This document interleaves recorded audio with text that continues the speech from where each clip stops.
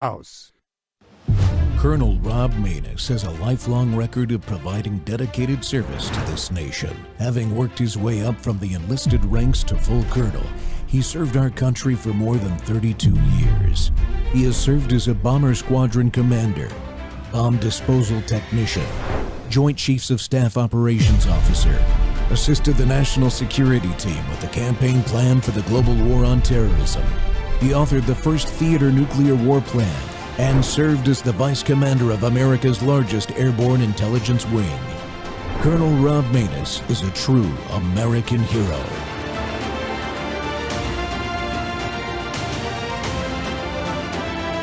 This is Rob Maness Live. We have had 17 veterans send up the Star Cluster for help in protest by taking their lives at a VA facility because we can't be heard. That is crazy. I knew 12 years ago these pills were nonsense. Yet here we are in a system where we have to very delicately craft our message so we're not offending the wrong people. We're having to come in and say, well, you know, we're dying at this incredible rate through these murder-suicide pills, but maybe we'll just start with better informed consent. Can we just grovel and plead to please have doctors actually do doctor shit? How about informed consent? How about not lying to us? Well, Congress, that are veterans, you guys are the QRF. We've had 17 people send up that Star Cluster at VA hospitals. I've come here for a lot of years watching these committees. I see these politicians come in and sit on the committee hearings. As soon as the initial testimony is done, they scatter like roaches, and everybody comes in one at a time, get their little 10-minute question to launch their clickbait nonsense for social media. That's the system we have to trust in order to get this done. That's nonsense too. So for you members of Congress that are veterans, this is on you guys. Get loud. I know there's nothing legislatively can be done. You can pick up the phone. You can call Kennedy and say, hey, man, you do have the power to make these doctors do their job. That doesn't seem like a real radical request to start with. But this has been going on in silence for 12 years that I'm aware of, that I've been deep in it. I never met a QRF took 12 years to go get troops out of contact. Oh, yeah. This is unacceptable. Unacceptable. And we can change this tomorrow. Bobby Kennedy, I am asking you, please, you got the power, man, in this. This is going to be a long battle.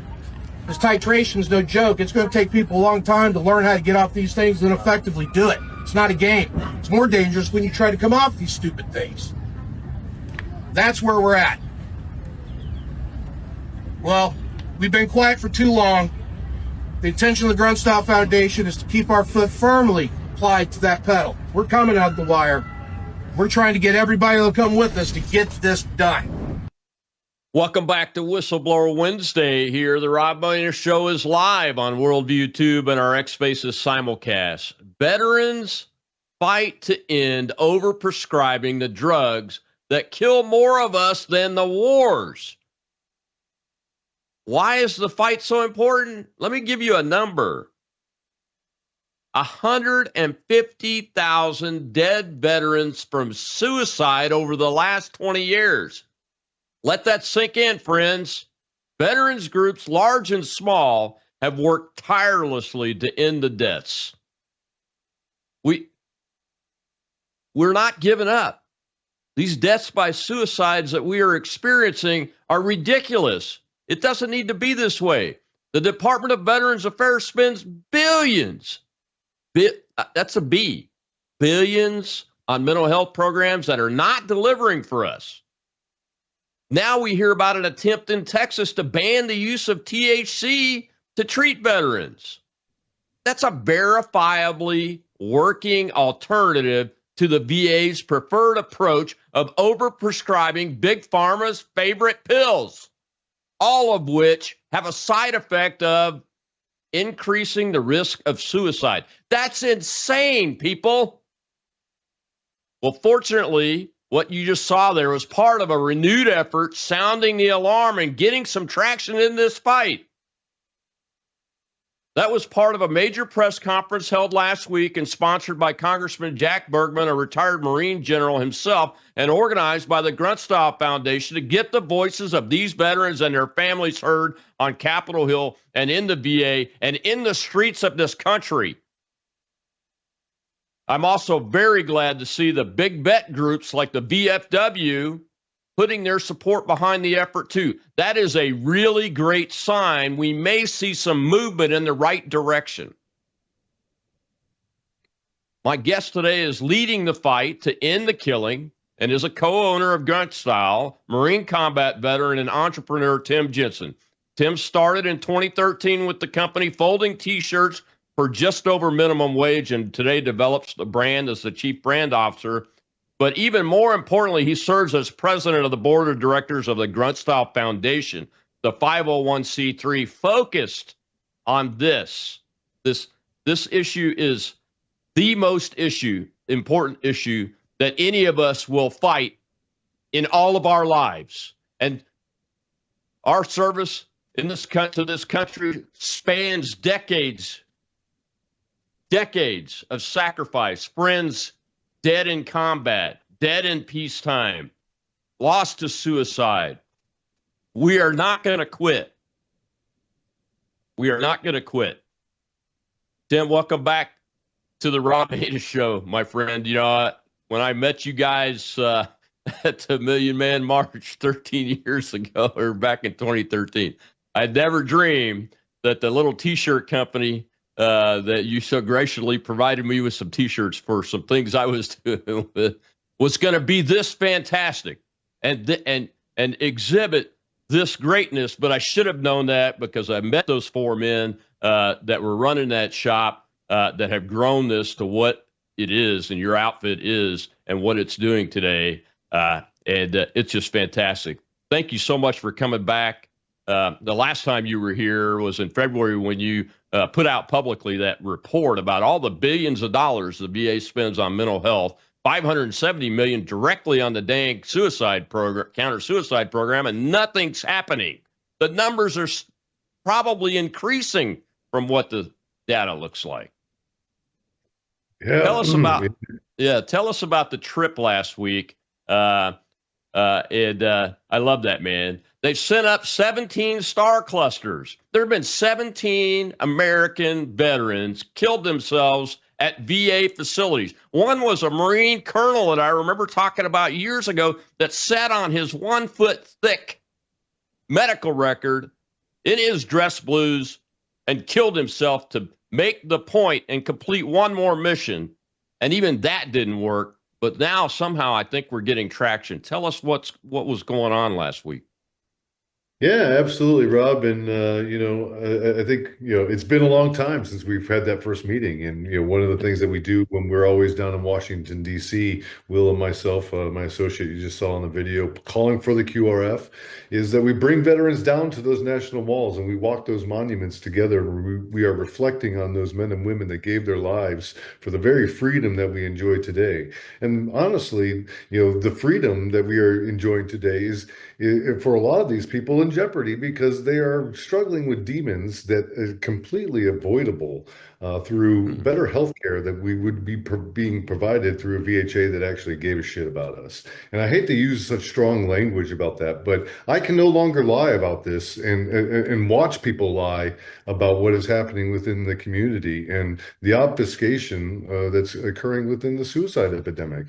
The numbers are too big, the impacts are too vast, and the amount of people that have been lost to this is insane. We're told this earlier this week, another Marine from my unit had committed suicide. My friends, we have lost more people to suicide than we did the enemy of this country over the last 20 years. That is unacceptable. And unacceptable situations need bold and big leadership to get something accomplished. And that's why we are stepping into this, and we're calling for the likes of Robert Kennedy to step in and right this wrong, because that is the only way forward. We've done everything that we can to bring attention to this. And I'm encouraged that we've done a lot to get a lot more people looking at this in a different way, but there's a lot more work to do, Rob. Yeah, there is.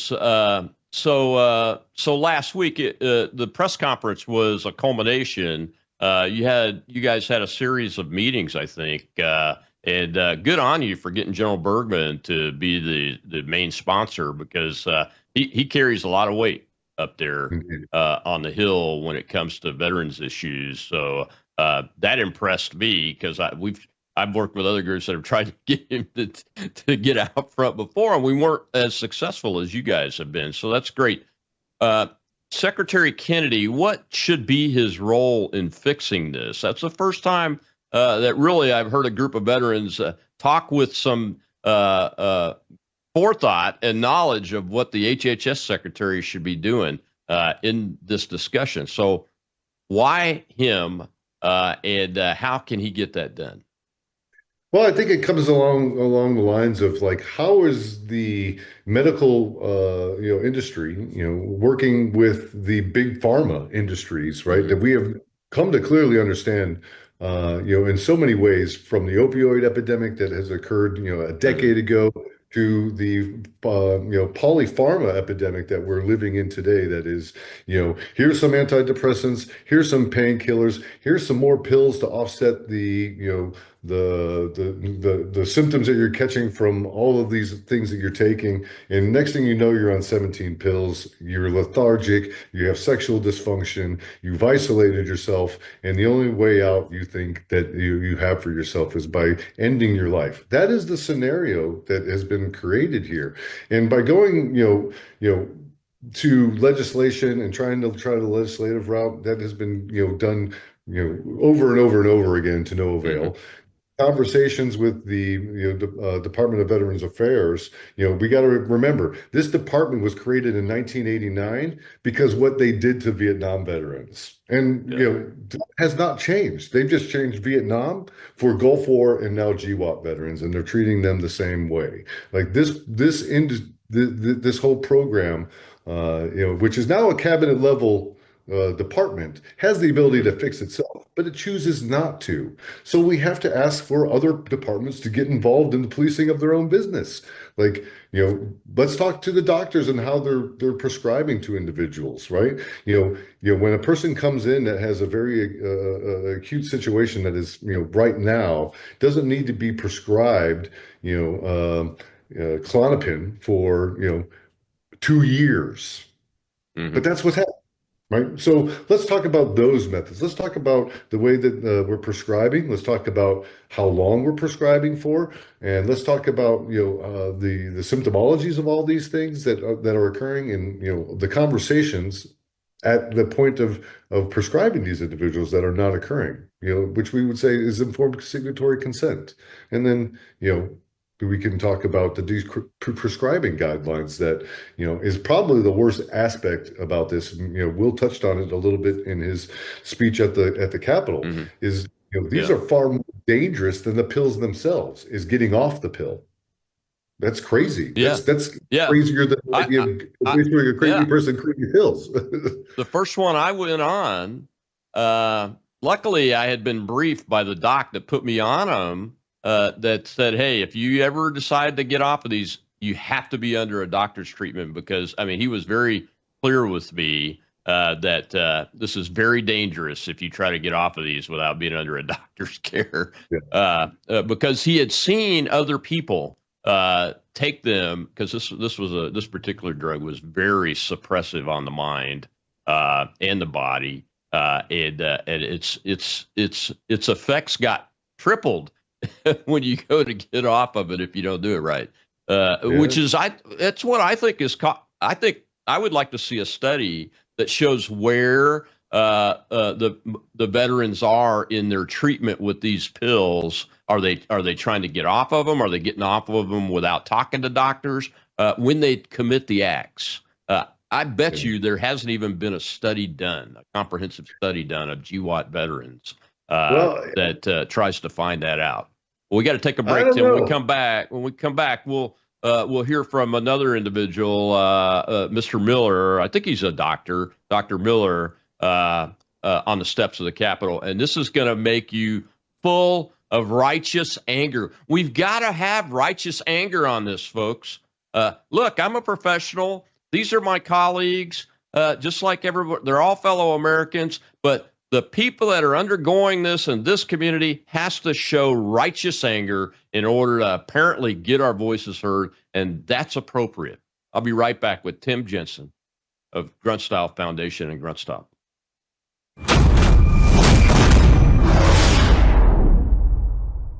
Hello, I'm Brandon House. Is the government tracking you? Do they have access to all your data? Well, if you go to worldviewtalk.com, you'll find out about a cell phone company that, well, does not store your data. They don't do that. This is what they're known for. They don't store your data. You have privacy. You're not being tracked. That's why a lot of folks are turning to worldviewtalk.com. You'll find their prices are very competitive. All the details are there at worldviewtalk.com. Again, worldviewtalk.com. Oh, while you're there, not only do they have cell phones that aren't tracking you, you can find out about how to get a satellite phone. Should the whole system go down and you want to communicate with a family member or a loved one, you might want to have a satellite phone. Or how about their solar generators? They have great solar generators. Check them all out right now. Worldviewtalk.com, worldviewtalk.com. Why would a psychiatrist give a veteran that's suicidal medications that are known to increase suicide by 300%? Why would they do that? I'll tell you why. Psychiatrists have become nothing more than drug dealers. How do I know that? I used to be a drug dealer. When patients came to the emergency room depressed, I would give them the happy pill. I'd give them SSRIs. Why? Because I believed big pharma propaganda. I believed my specialty. I believed that the FDA would protect me against unsafe drugs. I thought I was doing good to my patients, and I was passing out SSRIs until I saw what happened to my son in 2007. At that point, I became very aware of how dangerous these drugs are. I'm asking you to join me to fight for our veterans that have given everything to give us our freedom. I'm asking you to join my son Mark in protest against the psychiatrists that are killing 22 patients per day. I'm asking President Trump and RFK Jr. to step in and do something to stop this travesty. This has got to stop. Welcome back to the Rob Maness Show. It's Whistleblower Wednesday, and Tim Jensen of Grunt Style Foundation is back with us. And Tim was actually in that video behind the gentleman that was speaking there.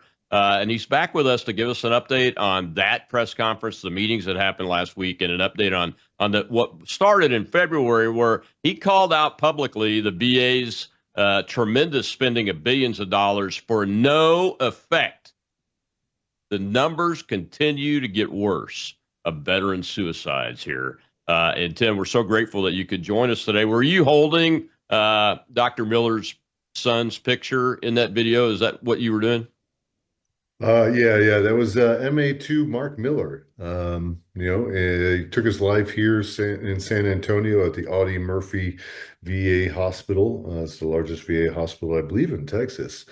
And he took his life in protest. Mr. Miller, Larry Miller, shared with us and members of my team some of the text messages between him and Mark up until the point of him taking his life. And it's heartbreaking, right? And this is one story of many. There were 3 other families that we had brought up with us that day to share their losses of their loved ones, from stories of Wellbutrin to, you name the other, all the medicines that are out there that are in this cocktail of things. But at the end of the day, the stories are all the same. My son, my daughter went to the VA to get help. They were prescribed these things, and within a period of time, they were zombies, and they lost the battle. And that's the stories are all the same. And what more do we need to do, like, to change this outcome? Like, it's a fact affecting everybody at this point. You can't have a conversation with anybody in America today that doesn't have a degree of separation from this. It doesn't need to be a veteran. It could be your brother, it could be your sister, your son, your daughter, your mom or dad. Right? That's the level of which these have permeated into our society. So what we're talking about at the veteran level, is happening, in the broader cases across the United States, because this is the strategy of these medicines is we're gonna give that out, but we're not going to monitor it. We're not going to supervise, this stuff because, for whatever reasons, we're following the DSM. The DSM tells us that you're suffering from this moment and you need this medication, and come back in 2 weeks. Well, we're giving people these drugs that should be like scheduled, at the very least, like a Schedule 3, Schedule 2 class drug. Yeah. It is, inducing a psychological state for these individuals and putting them into places, that is emotionally withdrawn, and they're not in full faculty to be making some decisions. In some cases, I'm not saying all cases, in some cases, it's just wrong. Yeah, the human body is interesting because we're each individualized, so we react to things differently, no matter who it is or what it is.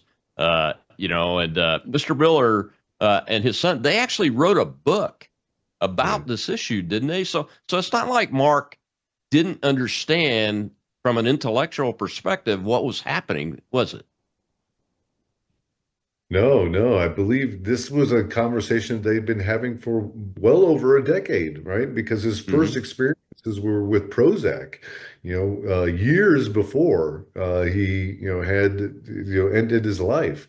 So this was something that they were struggling for a long period of time. And let's talk about Dr. Miller for just a short period of time here. This was an emergency doctor physician, right? He spent time working within the VA, very understanding of the circumstances of the veteran and some of their specific needs, right? So this man is coming from a place of knowledge, and for him to stand in front of the nation at a press conference in the capital of our country and saying, "Hey, we've got a problem, and I was a part of that problem, and I was wrong for doing that, and here's me trying to right that wrong."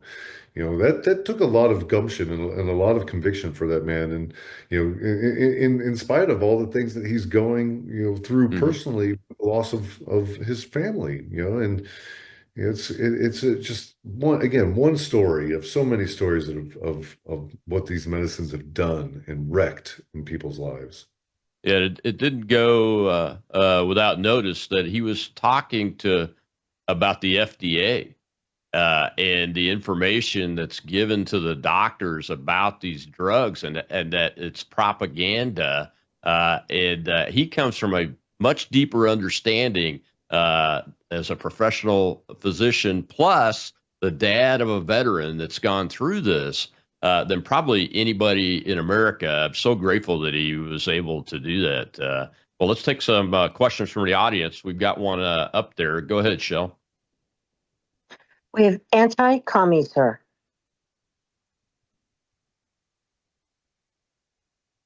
Hey, hi. I just had a question about lately there's been a lot of veterans crying out for help on their social media pages, on X, and on other apps. And I honestly didn't know how to handle it. I actually DM'd Shell and Rox because I didn't know what to do. And it kept me up all night because I was like, oh my God, I'm going to feel so bad if something happens. And it was just horrible. But it's been happening more and more lately. So how would you suggest handling that situation? Yeah, that's a tough one, right? Because every circumstance is different. You don't know where these individuals are in any point of their, experience, right? It could be a financial circumstances, or it could be a family circumstance. It could be something completely unrelated that's triggering this event in time, right? So that's what makes these things very unique. But I think what is most important for any individual that's wanting to, do more than just watch it from the sideline, and I think that we all should do more than just watch from the sideline, is have a good resource. I'm having a little trouble with my volume. having some resources at the ready that you can deploy towards an individual. And for example, right, every VFW across the United States has a fund that they manage for these types of circumstances, these emergency types of circumstances. You can point the individual to that, right, to those resources. The VA has also established through its community care policies that an individual that's suffering from immediate suicidal ideations in the now can go to a emergency room anywhere in the country and be treated for that moment in time, and the VA will cover those emergency room expenses. So that is another resource that is available. Those are just a couple things that I would suggest, is making sure that you just build a good portfolio or Rolodex of numbers that are available to you that you can provide to an individual and give them the resources they need, because that may be just what they need. It could be that conversation that brings them back and gives them that opportunity to say, you know what, you're right, I need to go talk to somebody. Or, maybe they just didn't have the resource and they're spinning out because they're stuck in the OODA loop and they can't get out of that. So that's probably the best case, because in most circumstances, none of us are trained for these events. And, I would hate for anybody to be involved in a circumstance where they tried to get involved with the best of intentions, and the person ended up taking their life, and the other individual, feeling remorse or regret because they didn't know or do the right thing. So we just got to be careful on how we approach those circumstances and make sure that we're doing it from a place of resource and, just of help. Yeah, I mean, I don't really have anything I could add to that either. I keep the obviously, if somebody's reaching out on social media, they've at least got a phone, so they have access to the internet. And the suicide hotlines, whether civilian or veteran, are all available there. You can help point them to that. Heck, with these phones these days, you may be even able to conference them into dial the phone number for them. For all I know, I don't think I'd be able to do that, but those types of capabilities are there. Tim, you mentioned the VFW, and I don't think a lot of veterans know the full range of help that's available in and out of the VA. I was very glad to see that senior leaders from the VFW nationally and state level are engaging with you guys. That is a huge step forward, in my opinion. How is that going, and is it having the positive effect that I think it's going to have?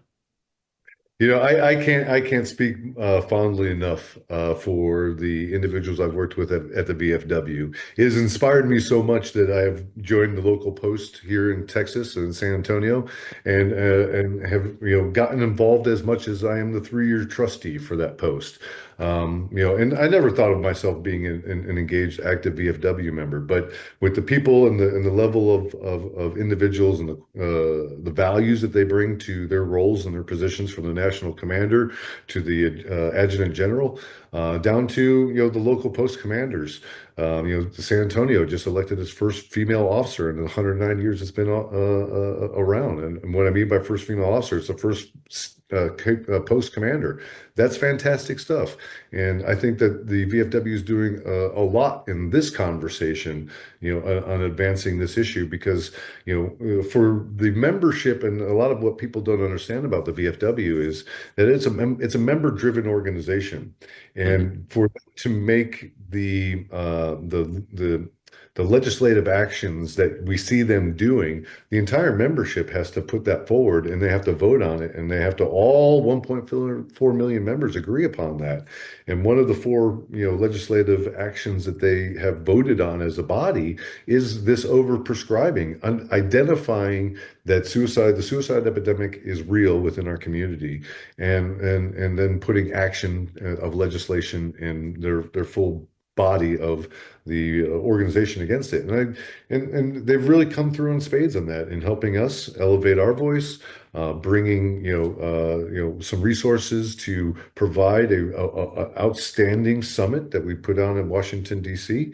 And we have a lot more planned with them that I really think is going to change the way that the veteran service organizations are looking towards the GWOT veteran, right? In particular, which the VFW is seeing record growth in their membership of a lot of these GWOT guys coming and gals coming into the membership. So it's really been a lot of fun. I'm really encouraged by what I'm seeing there. Again, to the point it's motivated me to join and be an active member.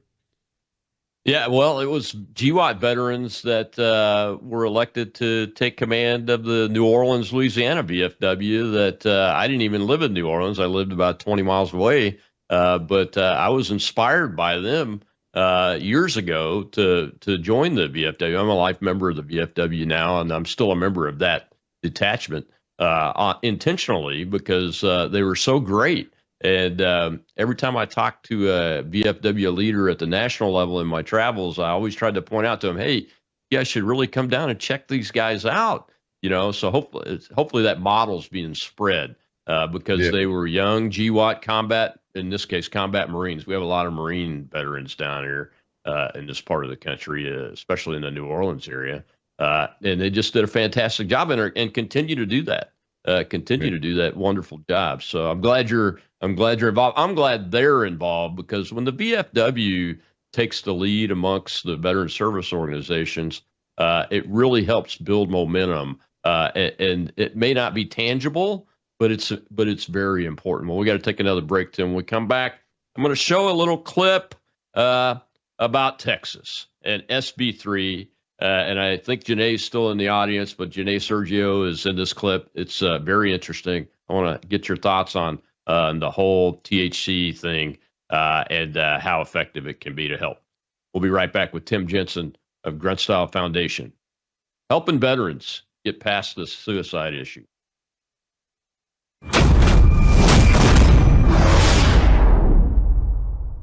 Hello, I'm Brandon House. I want to thank you for all your support at WVWFoundation.com that helps make possible pushing out 24/7 content for free. Without your support, we'd have to put it all behind a paywall. But thanks to you and your support through our foundation, we're able to push it out for free as a broadcast service and broadcast ministry of WVW Foundation. Please consider going there and setting up an automatic monthly contribution, or go there and make an occasional contribution. If you prefer to support us through the mail, you'll find our mailing address there at wvwfoundation.com. You can also call and make your contribution over the phone by calling 901-825-0652. That's 901-825-0652. Again, all these details are available at wvwfoundation.com. Thank you for your support as we try to help people around the world understand the times through the lens of a Christian worldview.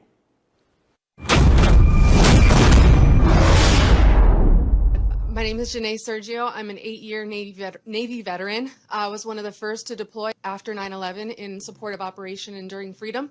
I'm also a survivor of military sexual trauma living with post-traumatic stress disorder. After I got out of the Navy and was diagnosed, I had 2 instances where I considered taking my life. On the first instance, I went to the VA and tried to get help the right way, the way that we're told to do as veterans. I sat in the waiting room for 3 hours, bawling my eyes out, waiting for someone to see me. They saw me for 10 minutes, prescribed me some medication, and sent me home. The medication that they prescribed me, I was working at the time in submarine repair, so I couldn't be, I had to be focused.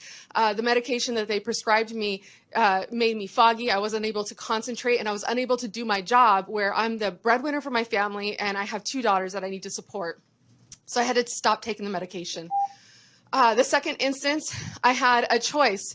I had a split second to make a choice. I heard Mr. Richardson earlier say that the compassionate use program is a give and take program. And I'm telling you, it's not a give and take program when you're talking about a split second choice that someone has to make. I had to the right of me, I had a gun, and to the left of me, I had Delta 8. And I was able to pick the Delta 8, take it, and give myself the pause that I needed in order to compose myself and make a right decision. Suicide is a long-term solution to a short-term problem, and it could be just a matter of taking one gummy that can stop a veteran from taking their life. And so I'm here to share my testimony. Like every other veteran here, we want some regulation. We don't want this in the hands of children. But there are people like us, veterans, who are out here surviving in society, doing amazing things, but there could just be that one moment where it could be all over for us.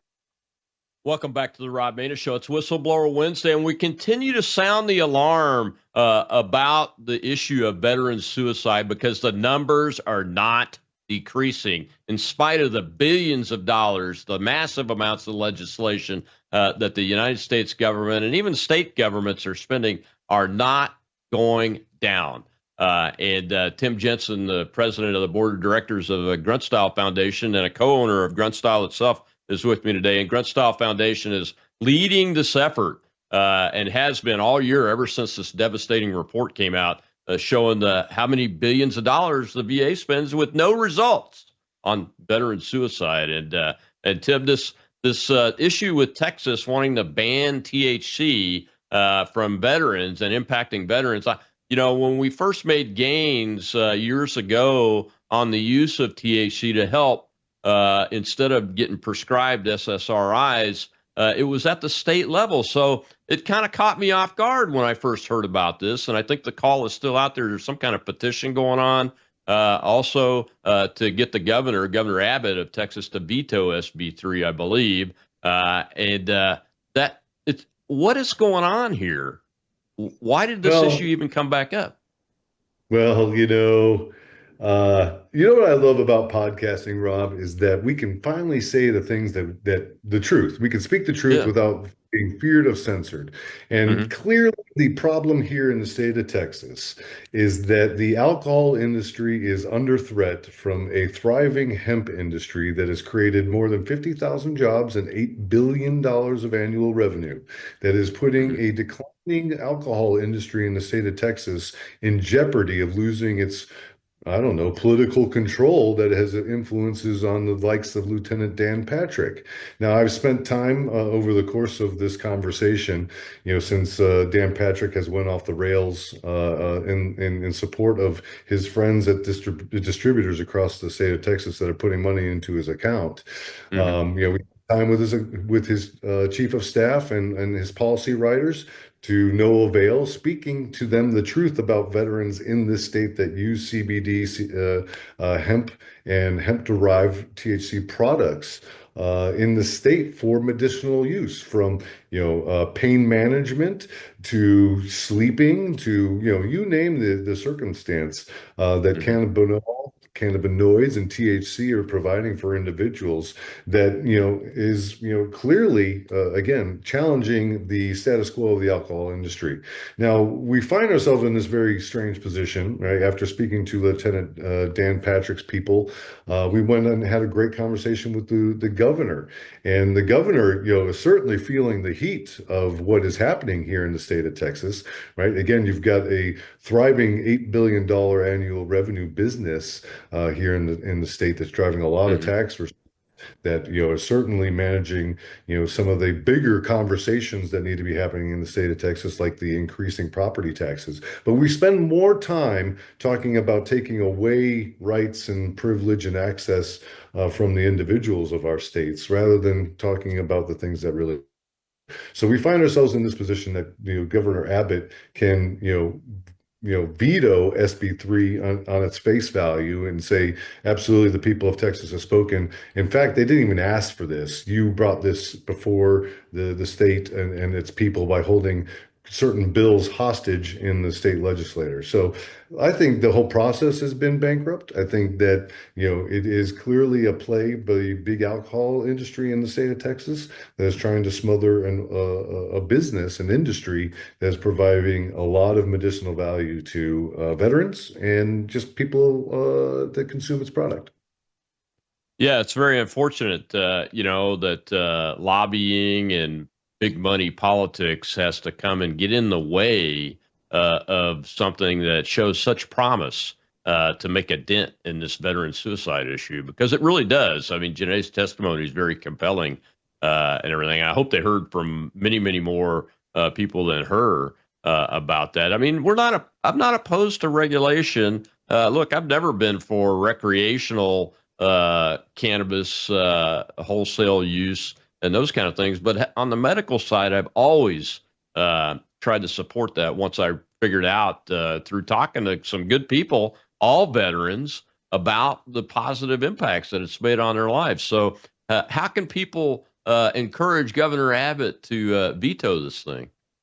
Well, I think it's getting involved in the conversation. There's a lot of interest groups here in the state of Texas that are having conversations about cannabis induced disorder, right? CUD, or all these other made up medical circumstances that are just false, right? And that's what's leading the conversation here in the state of Texas. So I think what we need is just people that that are using these products, that are finding great value in them, is to get up and speak their story, to send that story to the governor's office. He's got till the 22nd of June, as I understand it, to veto this thing, and to really make a decision that is going to really speak out what Texas stands on, and that's freedom. Right. That's what brought me to Texas, was economic freedom and my own liberties that I was being oppressed in the state of Illinois. Right. So now I find myself in Texas getting cannabis and THC potentially taken away from me, and the state that I left with, which is far more communist, is participating in the THC state and allowing medical practice for their citizens. Like, it's madness. Yeah, politics is a strange world and a strange arena, my friend. Welcome. Welcome in. Well, we got some questions in the audience. Let's go ahead and take some before we go to this next break. Go ahead, Shell. We have 2A vet, sir. Good afternoon. So my question is kind of a question and a comment combined into one. So my issue with all this veteran focused stuff is, all right, so you have a private at 2 or 3 years in the military service who watches his best friend get blown up, right? That private then spends another 17 years in the military suffering, never getting help. Then he hits the VA. He's already got it psychologically programmed into his mind after serving for 17 years, after watching his best friend get blown up in the combat service, that I'm not going to speak about my issues because it brings shame. People in the service, anybody who's ever held a security clearance or anybody that's been in a combat unit knows that if they bring up their issues, that they're going to be shamed. They're going to be looking at like people who are just an embarrassment, and they're not trusted anymore. When are we going to actually go after the source, which is during service members' service, and hitting the problem at its source, not waiting until they become a veteran 17 years later when it's already too late? I think that's a great question. And, I will tell you from my personal experiences in the conversations that we've been having with the Grunstop Foundation, very anecdotal, okay, but I think it paints a relatively neat picture that fits into this puzzle. So, in the conversations that we've been having, what we have been learning is that, the combat experience of and the trauma that is incurred by, individuals is really a very small and a fraction of what the bigger problem is. a lot of service members are bringing luggage and trauma with them to their military service, right? I'll use myself for an example, right? I was escaping personal trauma. I was escaping an environment that I didn't want to be in any longer, and frankly, that I felt threatened in, and I needed to get away from that, and I chose the military to do that, and in all of that, right? I was provided a comfort, right? I was given 3 square meals a day. I was given a place to rest my head. My clothes were provided for. I had no real, wants or needs, because it was all being facilitated by the military. All I had to do is make sure I showed up and then I washed my clothes. Those were really the only 2 responsibilities that I had. But once you leave that military service, it could be 4 years, it could be 20 years of service, it could be 30 years of service, because we've seen it with master sergeants and sergeant majors and officers, field grade officers. We've seen it from all walks of life. Is that once that those things have been removed from an individual that has lived in that isolated environment for such a long period of time, that when they come out into the real world and none of those things are provided, there's no guarantee for any of that. That's when the trauma starts coming to the surface, and we start to see spin outs of individuals. And generally we see that within the first 4 years of their separation. And you can think about the people that and you could probably put them into that box, because it is an experience, right? That if you look at the majority of the service members that join the United States military, they're coming from divorced homes, middle America, with some sort of alcohol, past, some drugs in their past. These are people that are coming into the military with circumstances already. And then once they're out of that and they don't no longer have those security blankets because they just don't exist any longer, the real madness begins. And that's why it is so imperative that we put a lot more focus into these transition sustainment programs to make sure that we're bridging people the right way. Like, we put all this focus in making sure that the person's qualified for a job by saying, here's your resume, make sure you do all this, right? When we should be thinking about, hey, how's your mental health, guy, gal? Like, what's going on? We're going to give you 40 hours of mental health therapy before you leave the military. That would be a bold new idea. And that's what we're talking about. Yeah. Yeah, exactly right. Well, we got to take our last break, Tim. I'll provide a little bit of an answer from a commander's perspective when we come back to what the 2A vet was talking about there. We'll be right back with Tim Jensen of Crunch Style Foundation. We're fighting to end this epidemic of veteran suicide. It's a decades-long war, but we're going to win it eventually.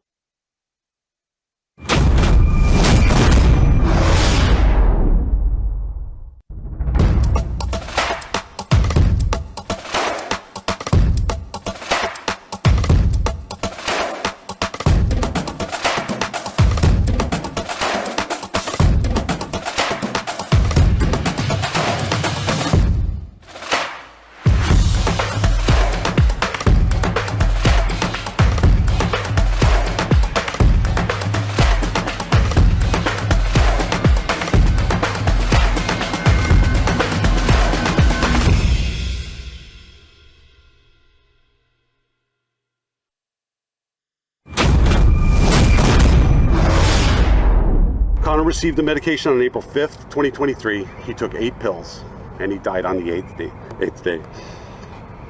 April 13th was the worst day of my life. On November 13th of 2022, 104 days after seeking help from the Tuscaloosa VA Medical Center, Hunter died by suicide, and he had just turned 23 2.5 weeks prior. April 7th, Mark sent me this note. Papa, I love you very much, and I always will. This was at 12:30. I immediately replied, son, I love you very much too. 5 minutes later, he went into the VA and shot himself to death. He shot himself as a protest for what the VA had done to him, not only to him, but what they had done to thousands and thousands of other veterans. Welcome back to the Rob Maness Show. It's Whistleblower Wednesday, and we just wanted to honor a few more of those veterans whose family members were at that press conference last week on Capitol Hill that Grunt Style Foundation is the organizer for, and the president and board of the board of directors of that foundation is with us today, Tim Jensen. And Grunt Style has weighed into this fight to very, very good effect, as they say. And Tim, the question that 2A vet asked, let me just answer that from a commander's perspective. And I commanded combat units at the 05 and 06 level, and have dealt with this myself, have my own combat experiences and traumatic experiences and those kind of things too. But the year I retired, the United States Army, and I left the Air Force in the last month of the year, the United States Army had over 360, I don't remember the exact number, but there were 360 active duty soldiers suicides that year. And the Air Force's numbers were rising. I had one in my own command, but he wasn't a combat veteran. So that was it. That was very interesting too. But let me just address the shame thing. I tell you that commanders learned from these tough lessons and tried to whittle down the shaming thing and encourage people to go ask for help, because they're combat resources. Look, we're deploying and redeploying people that we were wanting them to go ask for help in between the deployments if they thought they needed it. Sometimes they don't recognize it. And as Tim mentioned, it's after the weight of everything that's holding them down. It's like a spring being uncoiled when they leave the service, which is why you see this happen in their first 4 years, a lot of them, especially the younger folks. But that's the issue. And one of the other issues I'll just say is that the mental health care rules of engagement in peacetime are not adequate for dealing with warriors that are professional warriors that may stay in for 4 years, but may go on for 20 years, as 2A vet mentioned. Those rules of engagement still probably need to be addressed and changed, because I've seen commanders use mental health visits, directing mental health visits as a quasi punishment before, and that's unsatisfactory. And I think that's part of where 2A vet was coming from. But Tim, I just wanted to honor some more of those young people and their families there, and give you a chance to talk about them if you want to. And let's take some more questions, and then we can talk about where Grunt Style Foundation is going, what future plans you have, and what's going on. Because I've seen this thing called Irreverent Warriors, and I had not seen it before getting prepped for this show, and I think it has something to do with y'all. Let's take a question from the audience first. Go ahead, Joe. We have Cookie, sir. Good afternoon. There's a VA in Sheridan, Wyoming, and their specialty is mental health. I started my career in law enforcement back in '93 there. We were given no training on how to, deal with or help veterans. We just kind of had to wing it. It wasn't until the very end of my career that they were doing like a crisis intervention. So I was wanting to know, do you guys have, or do you know of programs out there that are geared towards law enforcement first responders that agencies can use and have them trained?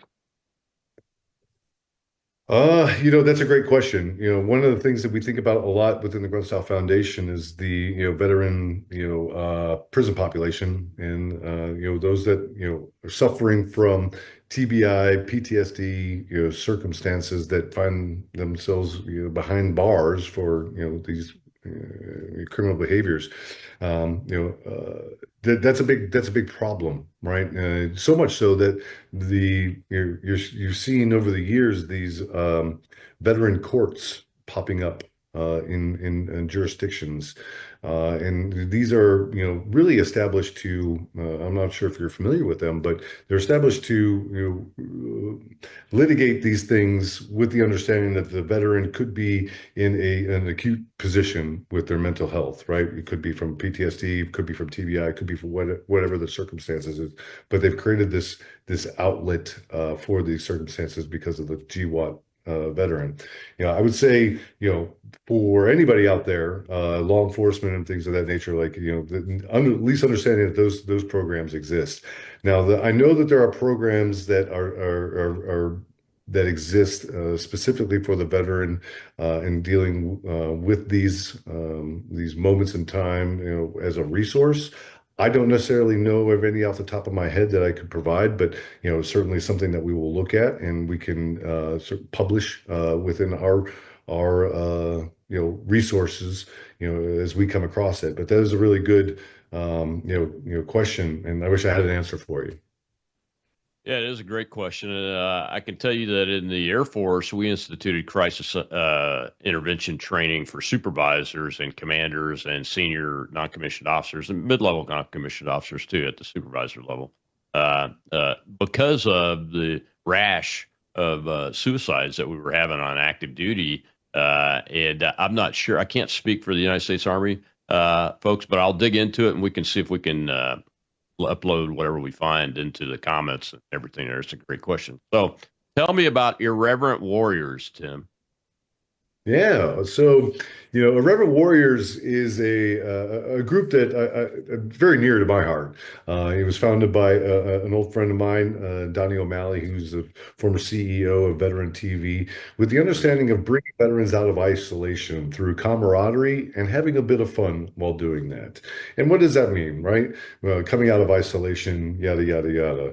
Well, we believe that, by bringing veterans together, like the VA, when veterans are together, they have the ability to have unique conversations, and 99% of those times, those conversations are healing, and the veteran doesn't even know it because they're sharing experiences that they would not normally share with a family, a loved one, or even their spouse. So we're creating these moments in time, and it's really just a day of walking together while wearing some ridiculously short silkies that you might be romanticizing from your time in military service and PT, and then getting together and going for a short 8-mile hike together, and along the way stopping and participating in some healing moments, right? Of just camaraderie. This is what we feel has been an incredible tool in suicide prevention. So much so that the Glenn South Foundation has merged with the Irreverent Warriors and bringing them into our orbit and our 501c3, and they are specifically our suicide prevention program within the Glenn South Foundation. We have about 75,000 members across 90 cities in the United States, and the idea is to just bring veterans out, have a day together where we're celebrating our culture and our lifestyle, and having some really good, robust conversations that you wouldn't normally have at your house or in your small circles. So that's really the long and short of it. And you can find out more about Irreverent Warriors by going to irreverentwarriors.com and see the full breadth of their work and how to get tied into any city across the United States. That's fantastic. When I first looked at it, I chuckled, and you just said something about the silkies and everything. It reminded me of a story of where I was the base commander at the pararescue school was there. And those guys like to run in formation without shirts, but they do wear the silkies and through the base housing neighborhoods. I never received any complaints, though. I don't know why. Right.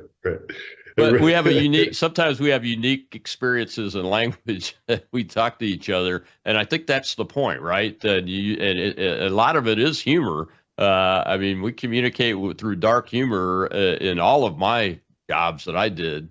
With close colleagues, especially. Yeah. There's one common thread that you will find in any veteran of walk of life is that there is a dark humor that once tapped, you're going to want to hope that or wish that you put the lid back on that thing, because we certainly is part of that embracing the suck, right? The shared misery, and the only way that you could do it is through super sarcasm.